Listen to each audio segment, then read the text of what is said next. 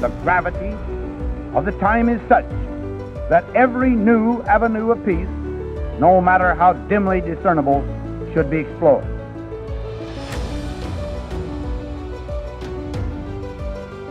Never before in history has so much hope for so many people been gathered together in a single organization.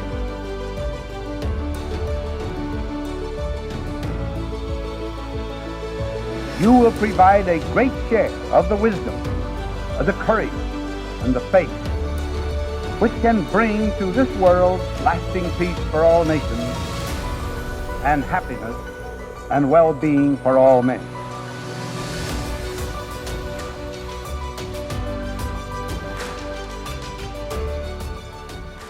So we're here today with Austin Lowe, who's a postdoctoral researcher at Oak Ridge National Laboratory. Austin, welcome to Titans of Nuclear.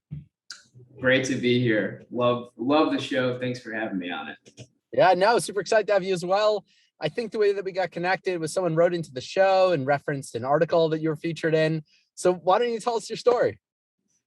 Yeah, sure. So, I guess the story starts pretty early because where I grew up had a big part of how this all happened. So, I grew up in a very small town in northern Michigan called Petoskey. Town of about 5,000 people. Yeah. And, people, summer vacation up there during the summers, because it's absolutely desolate during the winter. And so my dad was a doctor, and he sees most people, most summer vacationers who kind of come through. And so, I don't know if you want me to start with kind of like my dissertation work or just back or. No, I'd love to. Yeah, tell us. Yeah, anything that's relevant. Yeah. So, let's just go from kind of like the actual upbringing part. So I grew up in Petoskey, basically playing classical piano and tennis throughout my whole life. And it really wasn't until high school where I actually got into the sciences and whatnot. And so one thing came to another. Went off to college at Michigan State, and studied physics there.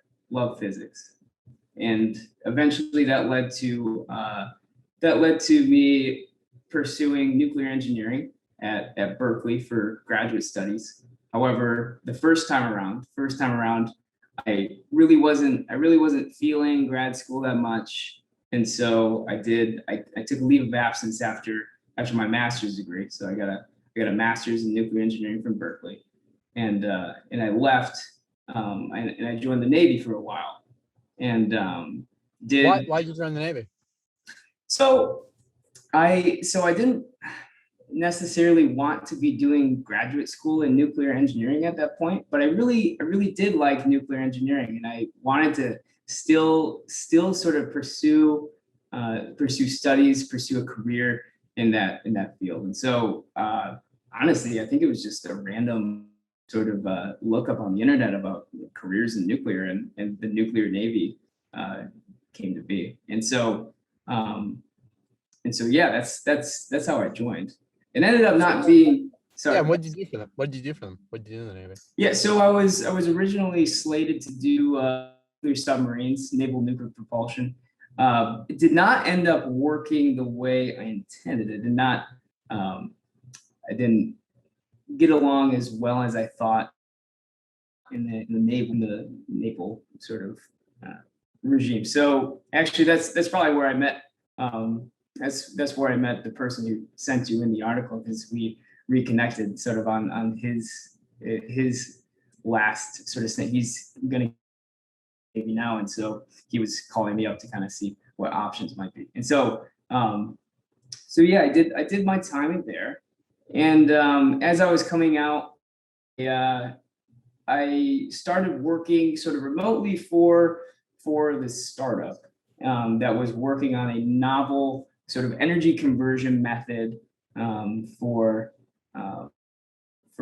nuclear-based applications. He had he had sort of a different spin. He wanted to use what's called thermionic energy conversion for radioisotope energy conversion. So basically being able to extract the heat from waste products from nuclear and then make direct electricity out of that. And so this is kind of where I fell into a very unique and honestly kind of forgotten area of nuclear, which was in this direct heat to electric energy conversion. And so worked there for about a year, and then as I was transferring out of the Navy, and his funds were running a little short for the startup, I recommended that I could take this idea and pursue it partially as a PhD dissertation back at Berkeley. And so I went back to Berkeley, and my advisors really liked the idea, and so they allowed me to continue this energy conversion scheme. And how exactly is the heat converted into electricity? So it's a process called thermionic energy conversion, and so thermionic energy conversion comes by this process called thermionic emission, which is when you get a material, usually some sort of metal or refractory metal, hot enough so it starts boiling off its own electrons. And so the short of it is that if you get two dissimilar materials, one that's called your emitter, which is going to emit the electrons where you heat up very hot, and then a colder collector that those electrons will traverse this gap and sort of condense on the collector, then you can generate electrical power from that based on the fact that they have two different work it's called the work function, which kind of describes the minimal thermodynamic energy it takes to take an electron out of that material. And so if you get these two metals, one of higher work function, one of lower work function, you can drive a potential across and that. And do these two dissimilar metals need to be separated by some sort of vacuum? Can they be touching each other? What are the conditions that allow for the electrons to jump? Right. So there are a couple of different,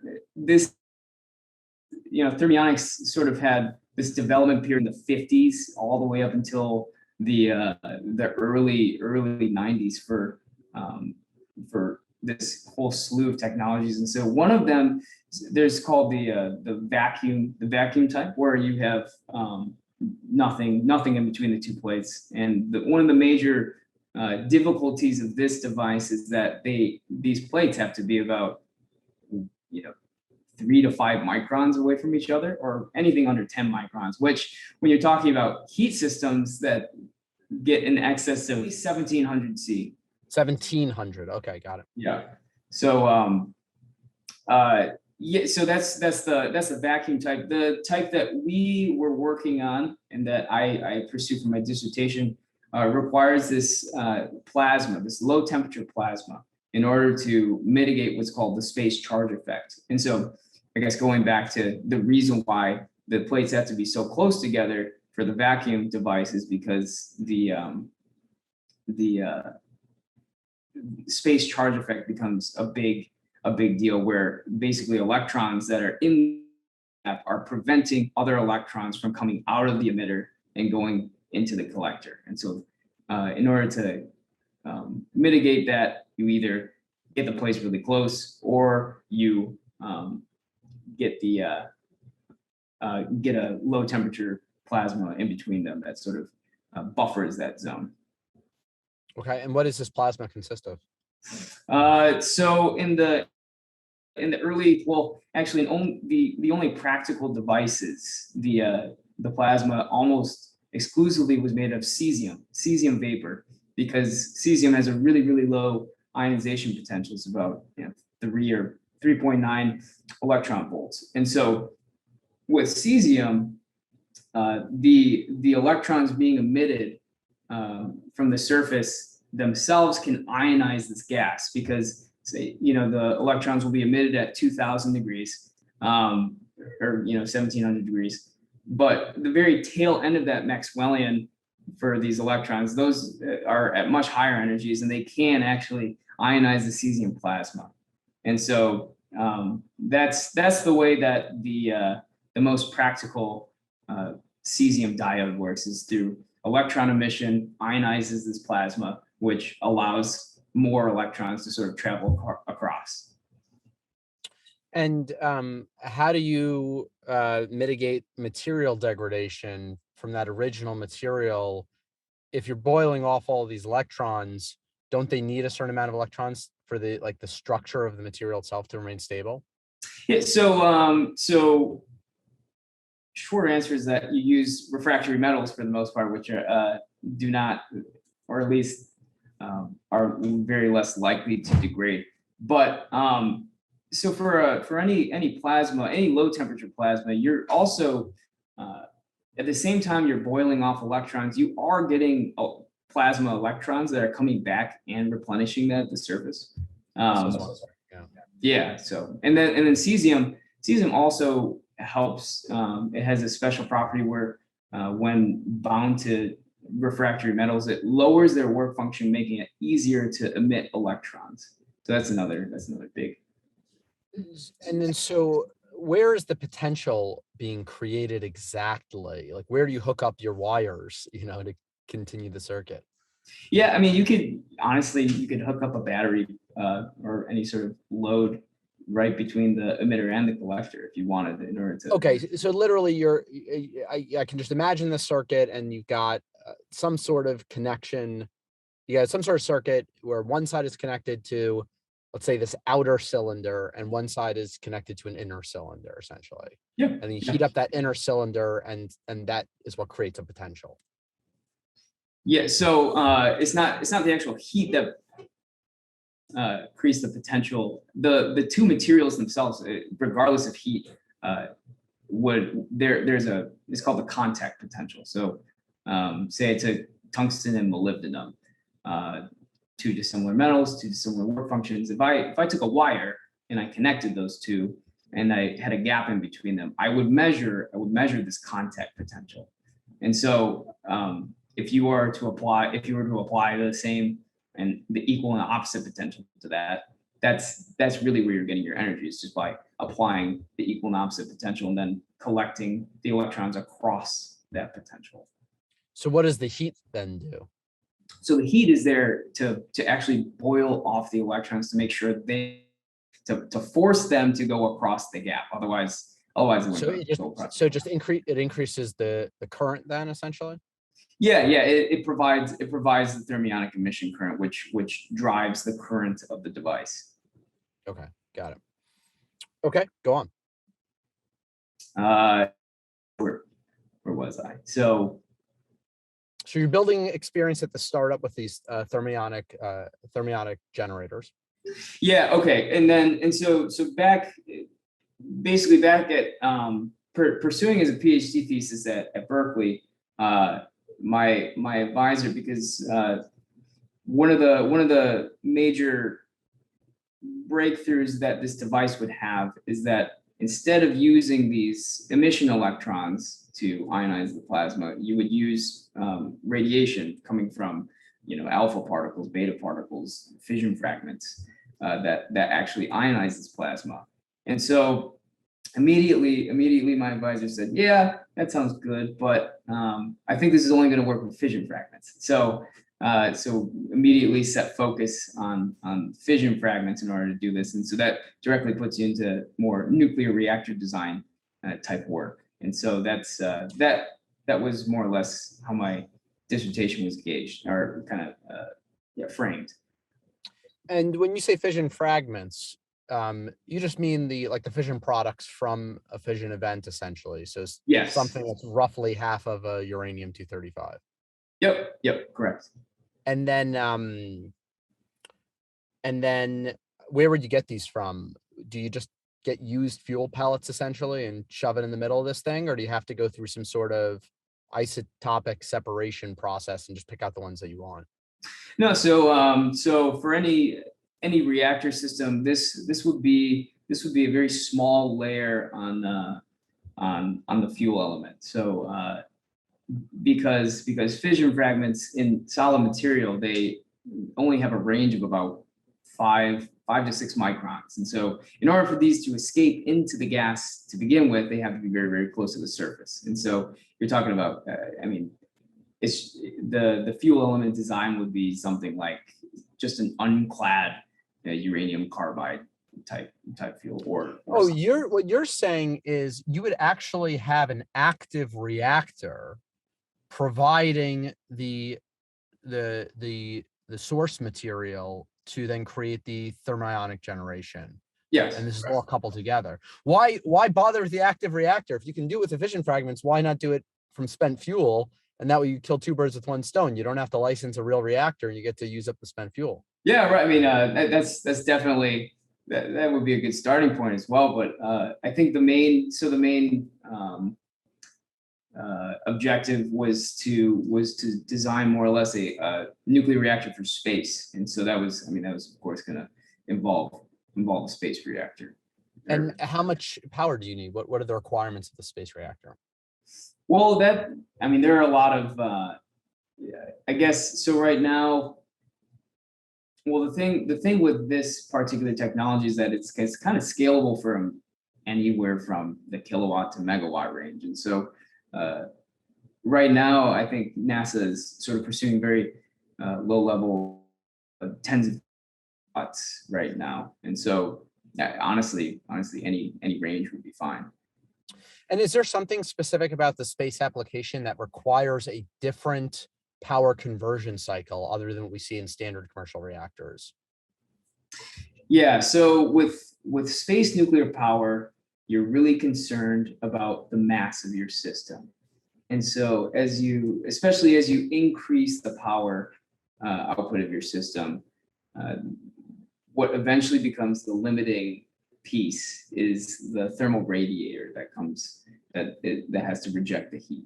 And so it's very important that these higher power operating reactors are running very hot. And that's kind of why thermionics was pursued in the first place. And that's kind of where the technology was born, is because it's very, very high temperature heat production for electrons, and then also high temperature heat rejection, which makes the thermal radiator much smaller. Got it. Great. Okay. So where did all this lead to? Yeah. So let's see. There were a lot of sort of unknowns about the problem, especially in the plasma. And so it had not been very well studied under the context of thermionic energy conversion, except this one study that back in the 1960s.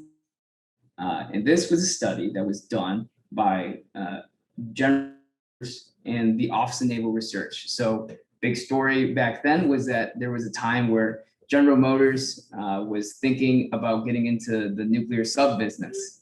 And so they went in on a 10-year sort of study with the Office of Naval Research, sort of pursuing this novel electric or heat to electric energy conversion method, which was thermionics that used fission fragments to ionize the interelectrode plasma.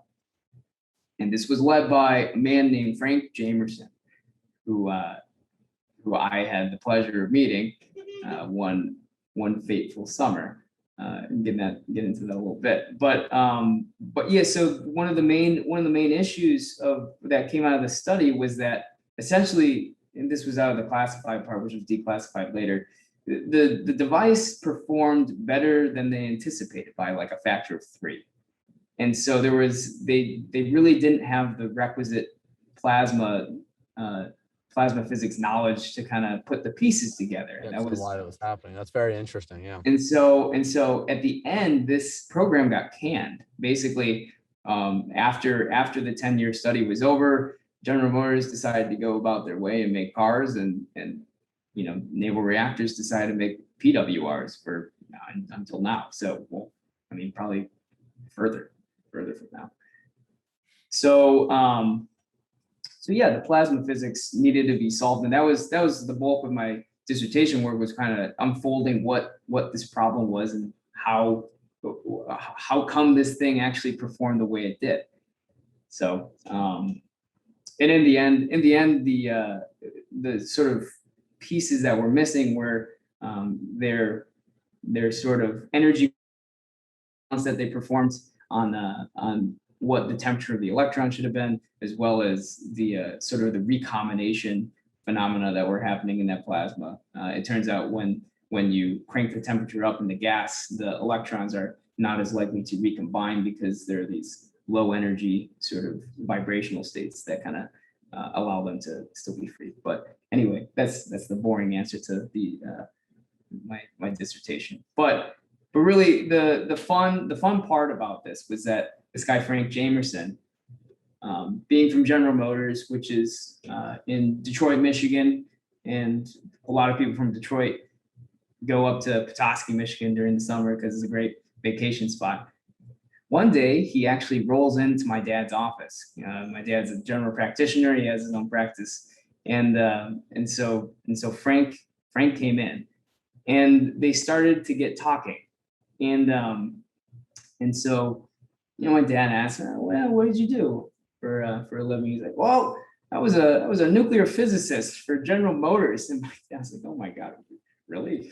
And so they talked for a really long time, and so my dad, I talked to him a lot about what I do and kind of keep him up to date on my research and stuff like that. And I always mention this one guy named Ned Razor. He's kind of like the godfather of or just the father of thermionics in the United States. And so he gave it a shot. He said, "Yeah, I wonder if Frank knows of this guy." He said, Hey Frank, do you know a guy named Ned Razor?" And Frank just stopped dead in his tracks. He threw up his arms and said, "Oh my God, I work with Ned Razor on nuclear thermionics." And he said, "Wow, I gotta give my son a call." And so he says, and so Frank's like 92 at this time. And so he said, "Hey Siri, send a text message to Austin saying blah, blah, blah." And Frank said, "Oh, wait, your phone can do that? Can my phone do that too?" And so that's this guy is totally overwhelmed by the phone technology and lost track of the coincidence. Yeah. So that happened, and we ended up meeting up for lunch at first, and talked about all this nuclear thermionic stuff. And this is actually before I had come up with this huge 10-year study. I had only had one of his previous papers. They basically, out of that 10 years, there are hundreds and hundreds of pages of experimental data and all this stuff. And afterward, they basically compressed all of that into 2 or 3 papers. And so I had those 3 papers, but it wasn't really enough to string anything together. And so he said, "You know what? Why don't you come on over to my work? And I have all of these documents. I've got a patent on this, and I've got all these contract numbers that are really important." And I said, "Oh my God, yes, of course." And so we run over to his house, and I get all the information, get all the contract numbers and stuff, and then I basically use my Freedom of Information Act in order to get all of those documents released. And that was kind of the amazing part about it. It's because there's probably, I'm not going to say there's no way I would have gotten a hold of those documents, but there was a good chance that I would not have ever gotten a hold of those documents, and that would have changed the entire course of my dissertation, because I did not know that there was this experimental, 10 years worth of experiments on this stuff. And I was going to have to reproduce all of that, which would have been a huge mess. Yeah, which would have been impossible in today's age, where you can't just whip experiments together like they did back in the 60s. It's like so much overhead. No, I honestly think that some of the stuff that they did back then, unless we make a fundamental change to how important we think nuclear is, or a way to a fast-tracked way to cut through the overhead, both bureaucratic and from a licensing perspective, I think that what they did back in the 50s and 60s will outpace what we can do maybe forever, unless we fix the bureaucratic issues. Because they were able to experiment. They were just able to just activate some reactors, put it in the middle of the desert, do whatever you want, collect some results, send the guy over there without, without, 10 years of like prepping exactly how he's going to walk over there, and just grab some samples, throw it in a hot cell, take a look. Simple. Absolutely. Yeah. I mean, it's tough because we're well set up for small incremental changes, which I would call growth. But in terms of true exploratory invention, discovery, I think it's really, really difficult because of all the things you just said to make any of that happen. And so, yeah, it's pretty amazing coincidence though, and amazing that it all came together. So, what was any like big conclusions from what this work amounted to? Yeah, so actually really big conclusions. Their experimental data was right, and actually, from that I was able to design my own reactor, kind of using MCMP and a thermal model and now a good plasma model to generate a very, very high specific power nuclear reactor, which has not been designed to date. I mean, right now, actually. Can you actually break out that term, specific power, please? Yeah, watts. So watts, energy per unit time, per unit mass. Okay. So the amount of electrical power we can produce per unit mass. And so, like, on the one hand, this may be some sort of power or specific power range that the next competing thing can create, like a Brayton cycle or something like that. But really, what my big takeaway was that this particular nuclear thermionic reactor is no longer a heat engine. It's because it has a supplemental sort of so first of all, you gain extra sort of heat coming from the electrons themselves, because in this this low temperature plasma, the temperature of the electrons is actually much higher than the temperature of the ions. And so you've essentially increased the upper limit of your hot leg temperature, because it depends on the temperature of the electrons and not the temperature of the rest of the system. And so you've made a much more energy dense, or power dense system, just because you've been able to, now you've taken the heat of the material out of the way, and you only depend on the heat of the electrons, since they are, quote unquote, your working fluid in this case, since it's a direct energy conversion scheme. And so I think given that kind of makes the possibilities so much more in terms of looking at specific power and how much power we can put out into space. And there's some figures out there saying, we'll never be able to get things beyond 5 megawatts out there because X, Y, and Z. And I mean, this breaks that mold, because I think we're kind of forced into these criteria based on these kind of out of date understandings of how we can actually use nuclear power. And so I think that's kind of, it's important to pursue as a study, and it's important to bring to light once you figure something out. Yeah, no, that's pretty amazing. And then also the system just feels a lot more solid state than other power conversion cycles too. Is that right? Yeah. Well, it is completely solid state.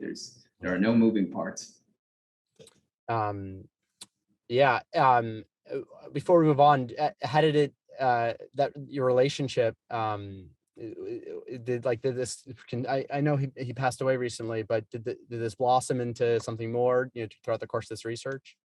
Yeah, I mean, we got together for lunch every every summer. So it was for the past couple of summers. I most recently saw him in the winter, and he was really the one that encouraged me to go toward nuclear power as a career, because otherwise coming out of Berkeley, we're kind of a farm for Livermore, which is not too much into nuclear reactor design. And so it was really the influence of Frank that kind of put me on this path that I'm on right now. So I'm super thankful to have known him. Yeah, I was at his memorial service last week, and I mean it was great to hear other stories about him, and kind of, I mean, he was such a lively guy. It was awesome, always awesome to be in his presence. Yeah, amazing. Well, now I'm glad you got a chance to tell the story then. Now, there's kind of two ways I want to take the rest of our conversation. I do want to hear about the work that you're doing right now as well. But before we get there, can we just explore the kind of the constraints of space energy systems a little bit more? What are exactly are the mechanical limitations on rejecting your heat load? Can you just maybe describe that a little bit more? Like what's been tried and where do people run up against walls? Yeah. So so we break it down into two types of energy conversion systems. The first is static, which is actually those are actually the only things we've ever deployed in space so far, and that goes down into thermoelectrics and thermionics. And so thermoelectrics, it has, of course, a solid state, so it's very simple. But it really suffers from having one kind of this low temperature and kind of a low rejection temperature, which is a problem. And then two, it suffers from efficiency. None of these devices have cleared 7 or 8%, and there's talk of things in excess of 12 to 15%, but that doesn't even come close to any of the dynamic systems we know of today. And so moving into the dynamic systems, we have the Brayton cycle, the Stirling engine, and then for a brief period of time, they were thinking about doing Rankine cycle using liquid metals. That actually fell out of favor because it was not going to work very well in low G. And so they kind of cast that away in the early 1960s or 70s or something like that. And so now we're kind of down to 4 options. We got thermoelectrics, we got thermionics, Stirling, and Brayton. Good thing about Stirling is that it's a very simple dynamic system, and that's what they're using right now for things like Krusty. I think the higher power version of that, we call it mega power. And the good thing about Stirling is that, simple, relatively efficient, and then moving into Brayton, that has a much higher operating temperature, which advantage there, which means a higher rejection temperature, and the main drawback, well, not a drawback, I guess a drawback is the complexity. And you really want things to be simple out in space because you really don't want them to break. Otherwise, you're kind of dead in the water, dead in space. And so Brayton cycle is kind of slated as the only technology being applied to these higher powered systems, which I would have to push back on, because I think, especially when you're talking about you never want to put your eggs in one basket. And I think putting your eggs into the Brayton cycle basket might be a mistake, especially if something like thermionic energy conversion that's scalable from kilowatts to megawatts and has been flown in space. This is another fact that most people, I guess, have forgotten in the U.S. is that the Russians put up 2 of these thermionic nuclear reactors that operated for 6 months and a year at a time, like completely autonomously. And so thermionics is really the highest power proven technology in space. And so I think I think it could be a big mistake sort of not to at least pursue that on a research level, which I have not seen so far. So tell me a little bit more though about on the heat rejection side of things. So in the Brayton cycle, which seems to be the favorite right now, you still need to create essentially a low temperature side, right? Is that correct? Yeah. So that's gonna be taken away by heat pipes for the most part. When the heat pipes will extend into the thermal radiator, and then just by thermal contact, that's how it heats through thermal radiation. Well, yeah. So yeah, what form is the energy actually leaving your system? You said thermal radiation, but like, what is that, and what materials allow that, and do those materials last forever? What are some of the limiting factors on how much thermal radiation you can get out of your system? Sure, thermal radiation, just means photons. And so it just like, take some hot piece of metal out of the oven. It's mostly thermal radiation that's coming off of that. There's a little conduction in the air and stuff like that. But yeah, that is the physical mechanism, is emitting photons of a certain longer wavelength that's actually taking away the heat. And so there's definitely a lot of work going into these materials that can handle higher heat loads. And it all depends on two terms. There's a thermal emissivity, which is basically kind of a physical property of the material, of how many photons it can let off, or how many photons it's going to let off. And then it's the temperature. And we really harp on the temperature because the relation is temperature to the fourth power. And so immediately if you're raising your temperature by 10 or 15 degrees, you're emitting or sort of rejecting way more heat. And so that's kind of why, especially at the higher power levels, the heat rejection system becomes the limiting factor. And then just so I can fully understand the system, and correct me if I'm wrong on any of this, the problem is your efficiency comes from your delta between your high temperature and your low temperature, right? Yeah. But your ability to reject heat, you want it to be a higher temperature. So your low temperature, you actually want to be high temperature. That's like the fundamental problem, like here in space. Yeah, because the surface area required, the lower your temperature, the higher the surface area of your thermal radiator, and basically surface area is going to equal mass, because so that's why you really want to minimize that. And especially when you get up to the past 100 kilowatts, your rejection temperature has to be in excess of like 600 C or something, 500 or 600 C.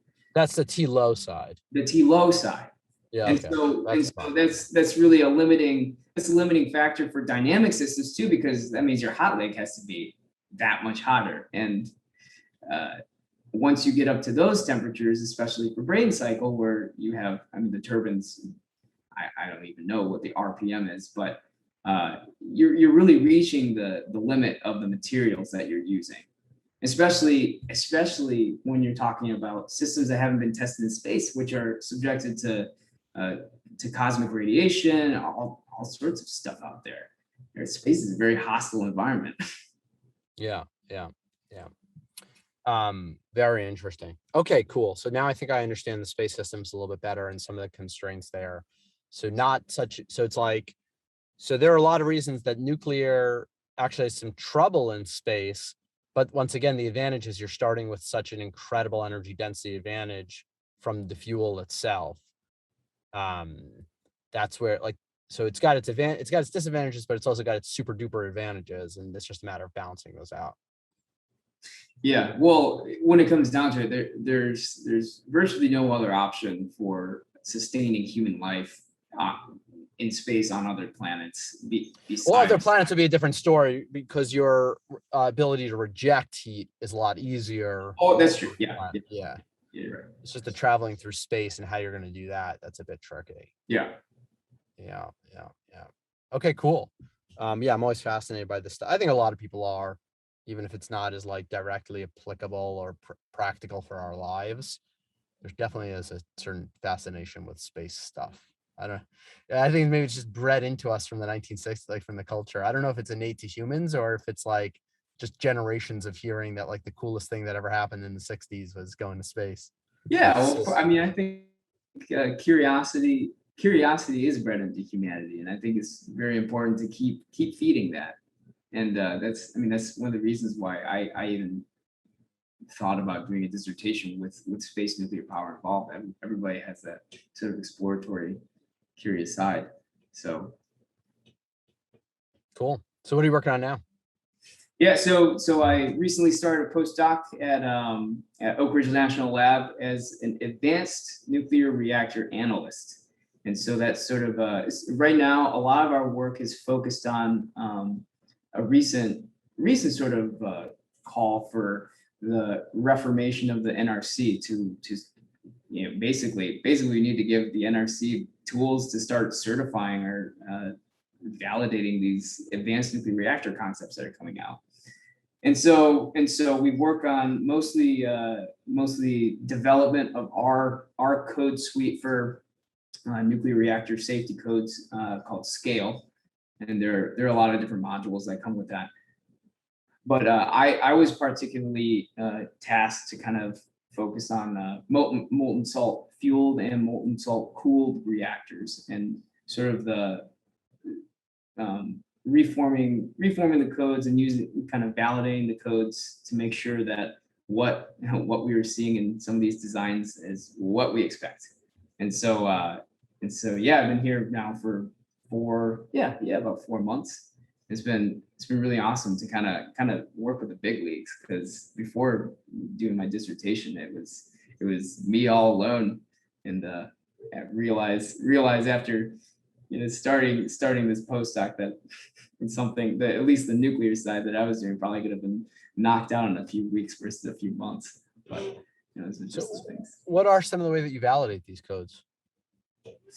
Yeah, so we have, particularly for molten salt reactors, we're also very lucky to have some research from the 1960s called so the main one is the molten salt reactor experiment. And thank God for that, because I have no idea what we would do otherwise. So there are a lot of sort of zero power experiments that they're doing.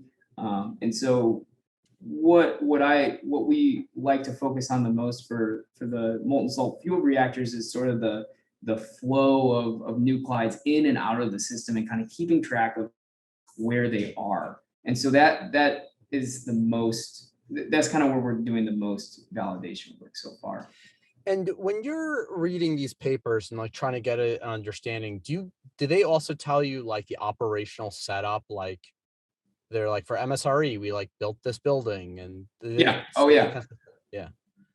And I hate acronyms. I should have said molten salt reactor experiment.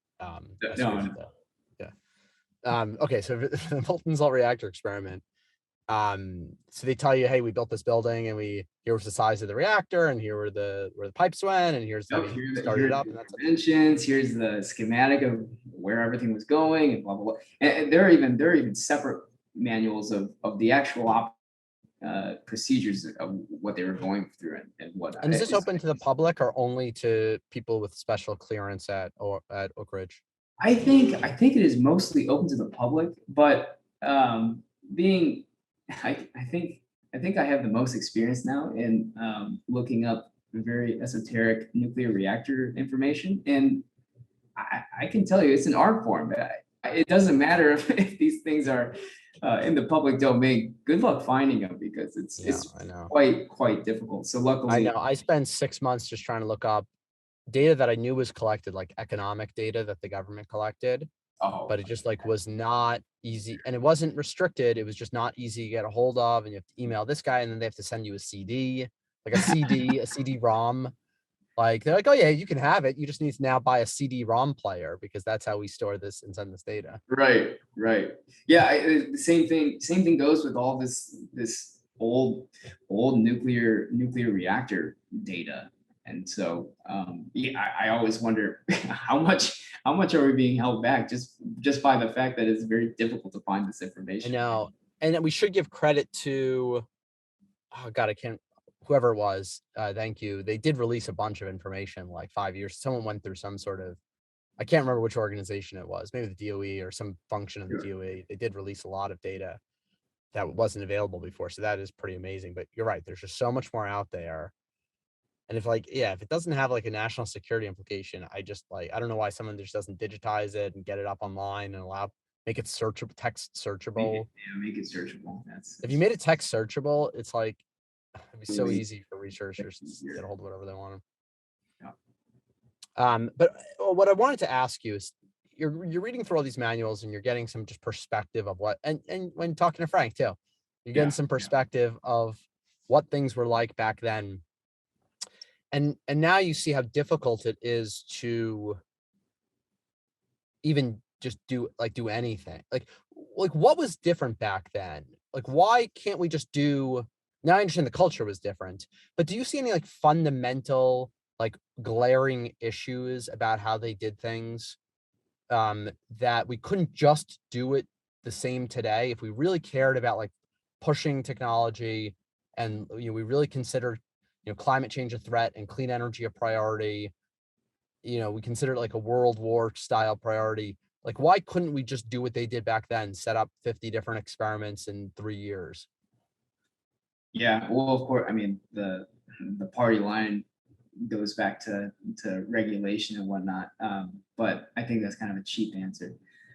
I think back then, I think there was a lot more interest from industry to do these nuclear-based products. I mean, look at GM.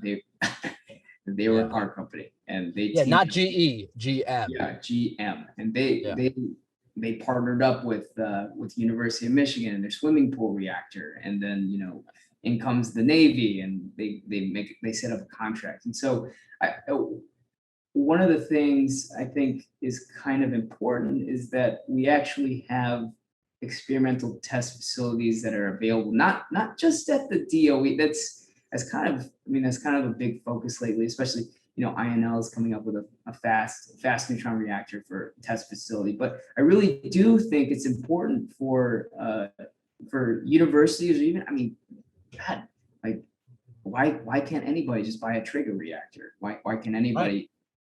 Why can't they futz around with it and get some experiments going on? Because that's really where that's where these groundbreaking type things happen. It's why can't, I've never actually heard anyone say it quite like that, but can we just double click on that for a second? Why can't anyone buy a trigger reactor? Yeah, so okay, I only bring it up because I was actually thinking about that the other day, and I haven't quite looked that up. But I'm actually quite curious myself. For God's sakes, like Michigan, one of the top nuclear engineering schools in the world, they don't have a research reactor, right? Yeah, well, same with Berkeley. So we got rid of our trigger. We got rid of our trigger back in the 90s. This is kind of where a lot of people got rid of their trigger reactors. Yeah, Berkeley replaced it with a DT fusion neutron source for various purposes. But and that's I think that's kind of the direction people are going. They're getting rid of reactors and they're creating fusion neutron sources. But that doesn't, it's not the same. It's just not the same. You don't get the flux levels that can do a lot of different types of experiments with. It's not the same energy, blah, blah, blah. And so I really would like to get to the bottom of why, or maybe there is no reason. Maybe you can't. Maybe there's no research interest for whatever reason. But maybe it's not. Maybe it's just a confluence of a few things. It's just like, with the bureaucracy and convincing people, it's not impossible, but it's just a little more expensive. If it's a little more expensive, it's too hard to justify to the department heads. If it's too hard to justify, there's no political will within a university. There's maybe just a few factors piling up there. Yeah. Yeah. Okay. Any other just kind of general thoughts, kind of as, young guy in the industry who's, done some research and met a bunch of other nuclear engineers, just kind of general thinking, about where the industry should go, or what other things maybe you don't understand, or other areas that we should explore. Yeah, for sure. I mean, yeah, like you said, I'm very young. I've just sort of my career in nuclear energy, and so like my general outlook, I'm not worried about nuclear growth. But what I define nuclear growth to be is more of this sort of continued deployment of traditional heat engine based nuclear power. It's your light water reactors, even advanced nuclear reactors, and even further on into fusion. In the end, they all produce heat, and so I think these problems are going to be solved through innovations and very small steps, and it's going to happen by looping in things like additive manufacturing, robotics, AI, machine learning. Like, insert any buzz techie word in here.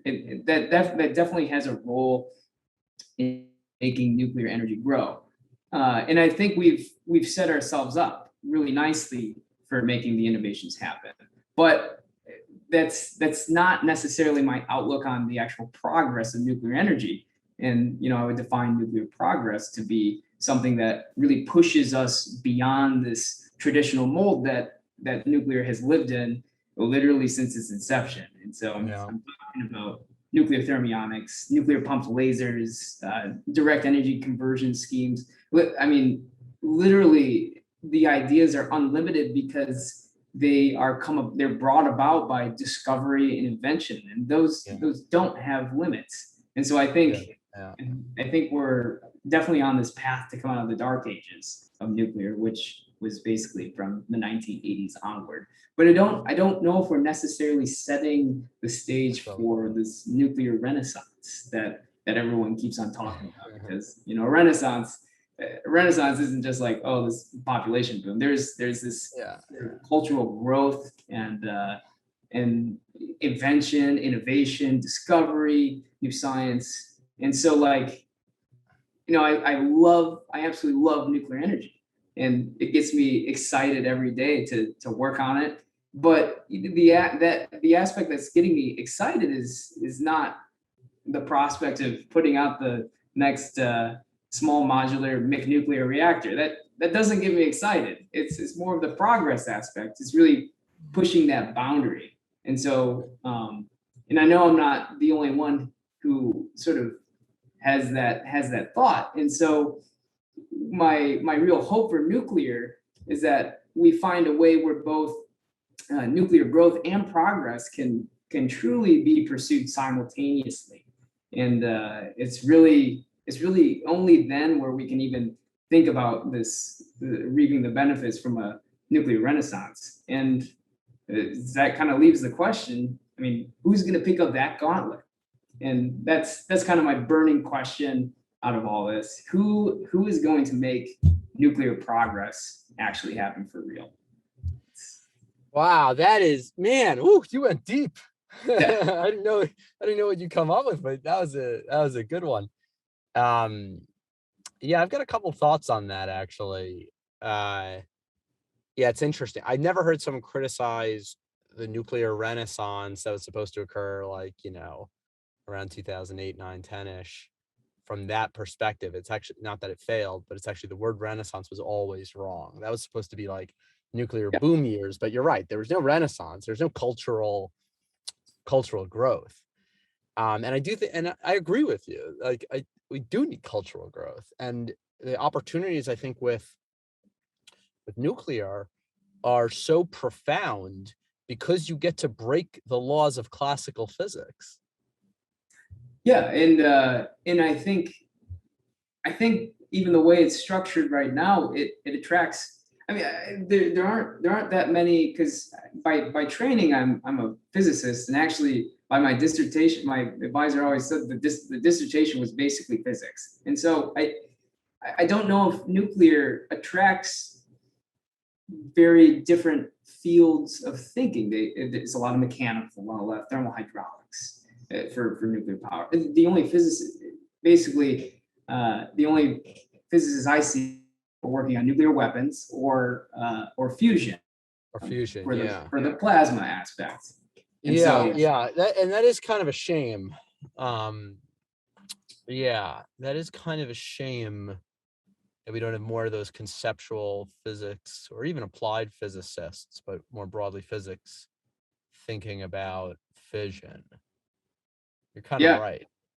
That's kind of that's the hope that my work kind of brings out. It's like, hey, there's actually this direct application that that a fission plasma can sort of can give to the world, and I hope that's at least attractive to other fields, because that's really what it's going to require. It's going to require different ways of thinking about these fundamental problems.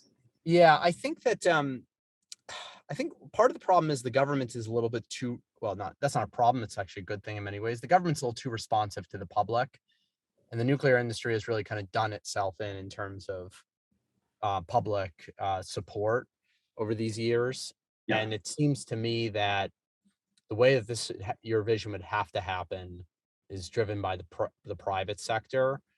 I think that, and I've been saying this for a while now, I think that we need I think we need many really successful and competitive companies that build a huge foundation, like from resources, like both financial and talent, through the construction of near-term technologies like your conventional light water reactors. We need growth.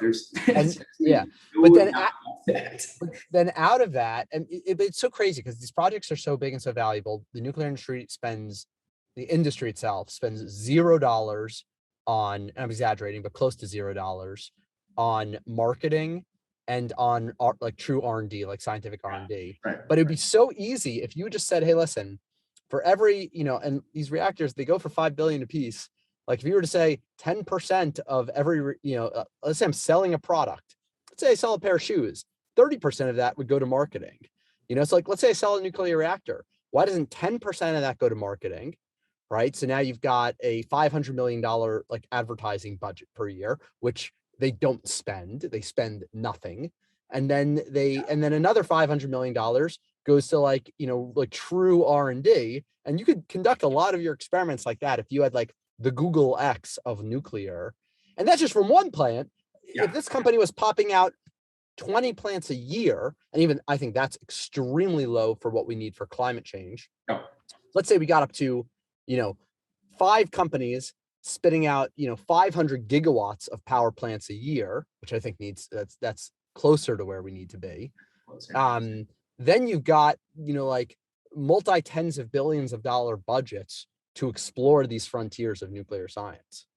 And that could all happen within 10 years, by the way. Like that is not crazy to say that could happen within 10 years. Sure. The demand for energy is that high, and these systems I'm talking about, these conventional systems, we could start building them today if someone could just figure out how to do it cost effectively.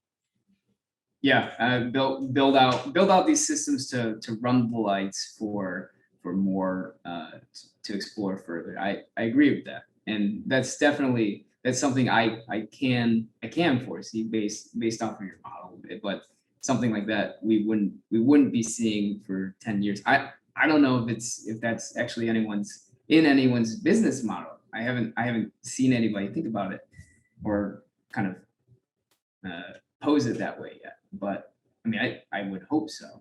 I like your point.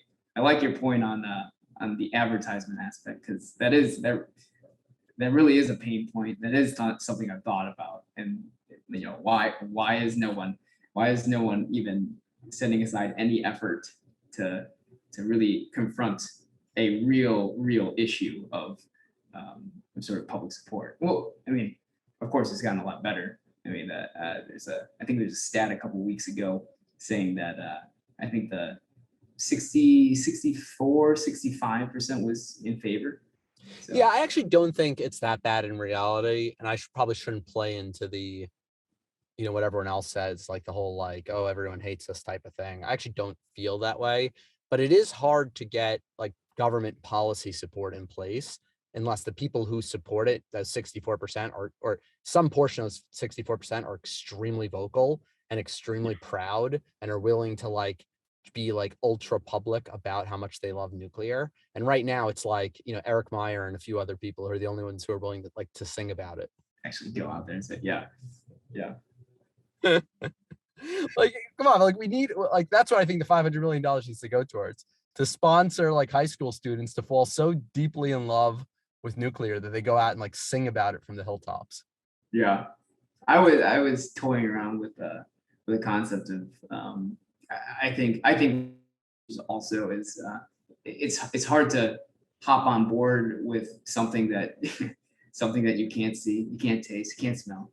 And even with something like solar or wind, like solar, look up into the sky. That's where the energy source is coming from. Yeah. You can connect to that. The wind turbine. You just look out in the field. There's a wind turbine. You can connect to that. But with nuclear, it's really difficult. And so, maybe that's the marketing challenge. Maybe that's the cookie nobody's crunched yet, is like figuring out how to relate nuclear to our everyday experiences. Yeah. I think crunching that cookie would be very worthwhile for sure. You need a product that someone can align with. Yeah, exactly. Anyway, this has been a great conversation. We're about out of time. Any final thoughts you want to leave the audience with? Yeah, I mean, I guess mostly whatever comes out of the future of nuclear, I would really love to see a world where people are inspired by nuclear, people are proud to work on it, and people feel free to explore new ideas of how nuclear can apply to everyday life, to the next final frontier, anything. And I think we're getting much closer to that reality. And I can't wait to see it actually come to fruition.